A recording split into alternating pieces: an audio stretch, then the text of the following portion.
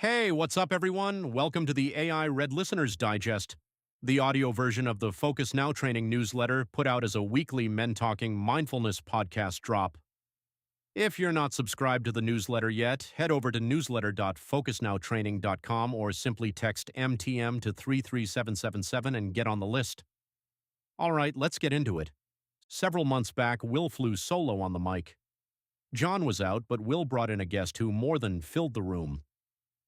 Beaton, founder of Man Talks and author of Men's Work, sat down to talk about shadow work, what it is, why men carry a heavier version of it, and what happens when you finally stop running from the parts of yourself you buried a long time ago. Connor opened with something that probably made a few listeners flinch. He said men carry a denser shadow than women because masculine culture teaches strength through suppression. Stuff it down, hide anything that reads as weak.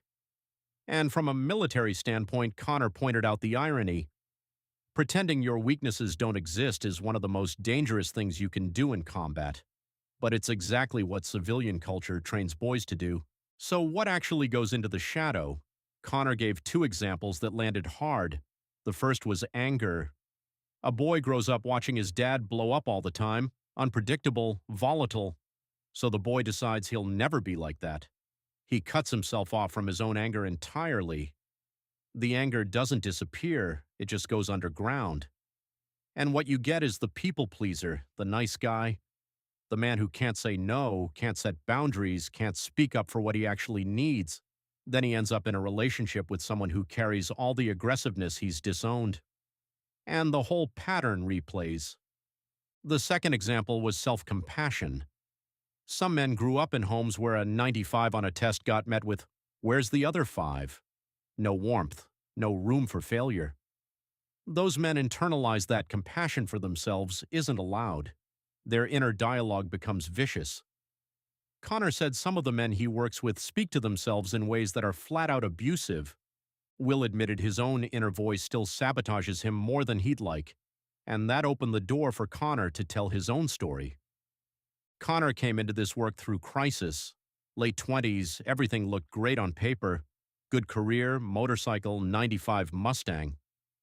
Behind the scenes, he was lying, cheating, using substances, and hating who he'd become. When it collapsed, he put himself into the back of a 2007 Pontiac G5 for a few weeks. 6'1", 200 pounds, sardine packed into a compact car. He could have afforded a hotel. He chose the car because he thought that's what he deserved. Two things pulled him out.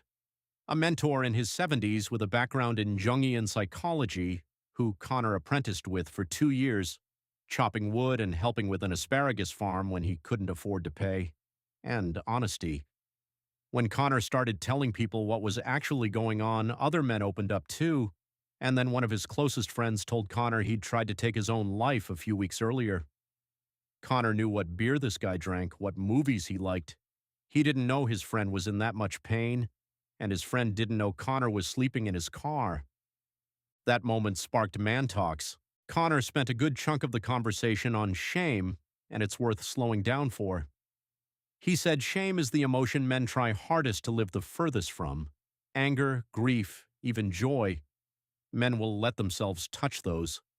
Shame gets buried the deepest. And because it's buried so deep, it has more control over behavior than almost anything else. He introduced a concept he calls shame-based motivation. A man grows up feeling not good enough. Dad's approval was conditional. Mom's love was tied to performance. So the man takes that pain and turns it into fuel, builds a career, a body, a bank account, all to prove the old story wrong, and it works for a while. Connor's seen it in rappers, NFL athletes, Fortune 500 CEOs, but the fuel source is shame, so nothing ever feels like enough. Just the loop.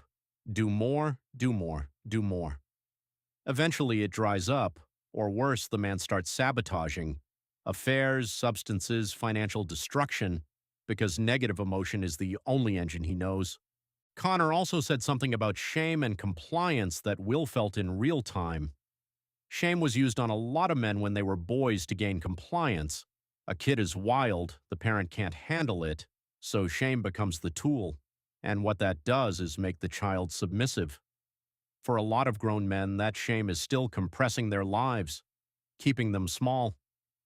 The fix Connor teaches starts with separating personhood from behavior. Guilt says what I did was wrong. Shame says there's something wrong with me. Most men raised in shame-heavy environments never learn the difference. Connor shared what he does with his 4.5-year-old son. When the boy spirals after getting something wrong, Connor sits in front of him, holds his hands, and says, "You're a good boy, and what you did was not okay. Who you are is good. What you did, not all right." A lot of the men Connor coaches need to hear that same thing, because nobody ever said it to them. Connor also talked about relationships as the clearest mirror for your shadow. His wife, a marriage and family therapist, has a saying he loves: "We only attract people who have the same level of dysfunction as ourselves." Rough to hear. But it means every trigger in a relationship is a signal. Your reactivity points straight at whatever's unresolved. And most men, when they get hurt in a relationship, go external. They analyze what she's doing wrong. Connor said the shift is asking, what am I contributing to this? His reframe with his own wife is simple: I chose you, I chose this. Will asked about psychedelics, and Connor connected it to shadow work through the default mode network, the part of the brain responsible for constant inner chatter. Psychedelics turn that dial almost completely off. What you get is access to buried grief, attachment wounds, emotions you've been sitting on for years. Connor said it can be very healing for men who can't find any other way to create distance between themselves and their thoughts. And then Connor said something that might be the most useful frame from the whole episode. He said men's personal development gets treated like the stock market. Stocks go up. Eternal growth. Always building. But the real work is growing down. Deeper roots into who you are. Every grounded, mature man you've ever gravitated toward. What you're feeling is a man who has grown down into himself. He knows who he is. There's no performance, just depth. The full episode is worth your time. You can listen to the complete conversation here at the link in the show notes. Connor's book is called Men's Work. You can find him at mantalks.com, and the Mantalks Alliance has about 1,000 members, live calls, and courses if you want to go deeper.